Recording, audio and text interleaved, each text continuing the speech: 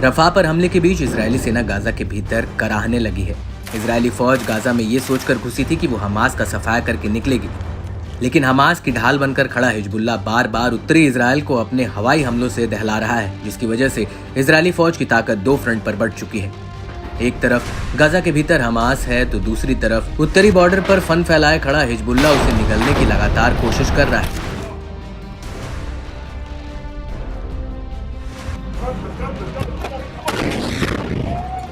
दरअसल हिजबुल्लाह ने आईडीएफ के खिलाफ एक साथ 11 हमले किए हैं।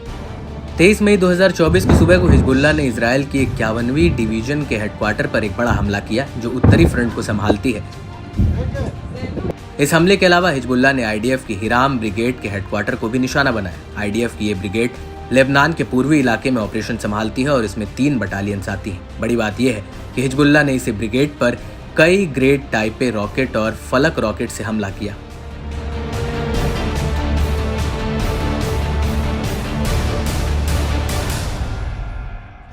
हिजबुल्लाह का कहना है कि उसने हिराम ब्रिगेड के हेडक्वार्टर पर रॉकेट का एक पूरा सोल्वो दागा है और इस अटैक के अलावा किरियत शमोना के पास इजरायली सेना पर एक ड्रोन हमला भी किया है।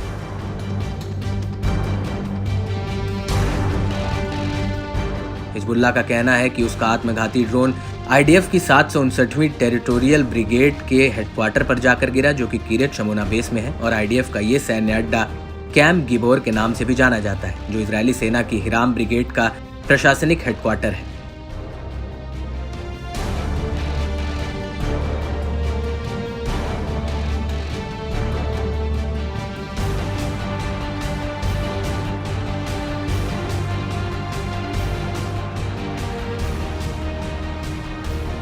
वहीं इन हमलों को लेकर इजरायली सेना का कहना है कि 23 मई 2024 को हिजबुल्लाह ने लेबनान से करीब 30 कत्यूशा रॉकेट्स उत्तरी इजराइल की तरफ दागे थे।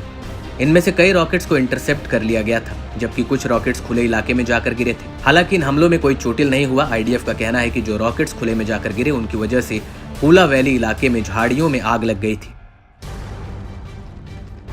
आईडीएफ का यह भी कहना है कि हमले के तुरंत बाद आईडीएफ के जेट्स ने उस जगह पर हमला किया जहां से ये रॉकेट लॉन्च किए गए थे। हालांकि उन हमलों की वजह से गैलिली, यारोन और एविविम में हवाई हमलों के सायरन बजे थे। सबसे अहम बात यह है कि ये सभी इलाके फ्रंट लाइन से करीब 10 किलोमीटर दूर है।